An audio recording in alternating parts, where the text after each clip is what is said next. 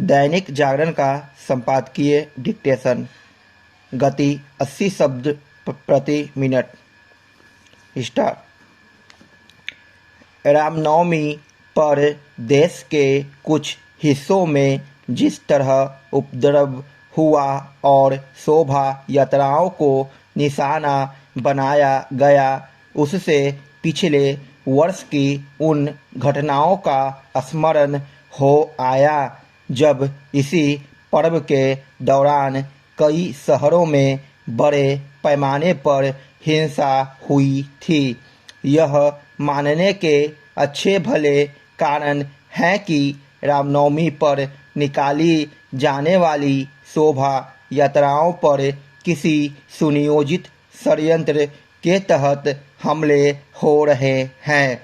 इसका प्रमाण महाराष्ट्र के छत्रपति संभाजी नगर, गुजरात के बड़ोदरा और पश्चिमी बंगाल के हावड़ा में हुई हिंसा से मिलता है। संभाजी नगर में एक राम मंदिर के पास जमकर हिंसा की गई और जब पुलिस मौके पर पहुंची तो उपद्रवियों ने उसे भी निशाना बनाया। इसके चलते कई पुलिसकर्मी भी घायल हो गए। बड़ोदरा में रामनवमी की 2 शोभा यात्राओं पर हमले किए गए। हावड़ा में तो अति ही हो गई।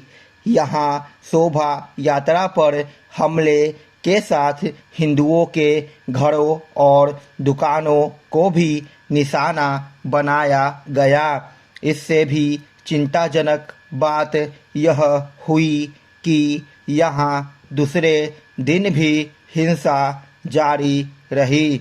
हावड़ा में शुक्रवार की नमाज के बाद हिंसक भीड़ ने जैसा उत्पात मचाया, उससे साफ है कि उसका दुस्साहस बढ़ा हुआ था और उसे पुलिस की चौकसी से कोई मतलब नहीं था।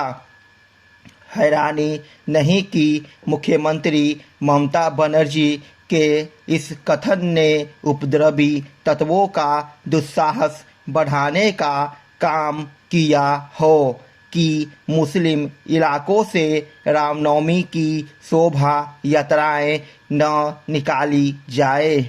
आखिर इस तरह का बयान देने की क्या आवश्यकता थी? क्या शोभा यात्राओं के लिए मुस्लिम इलाके निषेध हैं? यदि किसी की ओर से यह कहा जाएगा कि हिंदू समुदाय मुस्लिम इलाकों से शोभा यात्राएं न निकाले, तो फिर कोई यह भी कहेगा कि मुसलमानों को अपने जुलूस हिंदुओं के इलाकों से नहीं निकालने चाहिए। क्या ममता बनर्जी यही चाहती है? क्या मुस्लिम इलाके ऐसे विशेष स्थल हैं जहां अन्य किसी समुदाय के लोगों को नहीं जाना चाहिए? यह सवाल केवल ममता बनर्जी से ही नहीं, उनसे भी है जो गंगा जमुनी तहजीब की दुहाई दिया करते हैं।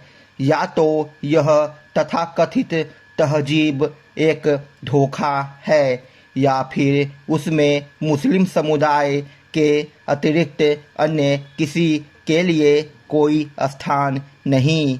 इस तहजीब का बखान करने वालों को यह भी बताना होगा कि आखिर शोभा यात्राओं पर ही हमले क्यों होते हैं। जब हावड़ा में शोभा यात्रा पुलिस की ओर से तय किए गए मार्ग से निकल रही थी, तब फिर उस पर कोई आपत्ति कैसे जता सकता है? इससे भी बड़ा प्रश्न यह है कि कोई शोभा यात्रा पर हमले की जरूरत कैसे कर सकता है। आमतौर पर ऐसी जरूरत तभी की जाती है जब पुलिस का कोई खौफ नहीं रह जाता। शोभा यात्राओं पर होने वाले हमले केवल कानून व्यवस्था को ही सीधी चुनौती नहीं है, बल्कि देश के सामाजिक ताने बाने को ध्वस्त करने की कुचेष्टा भी है।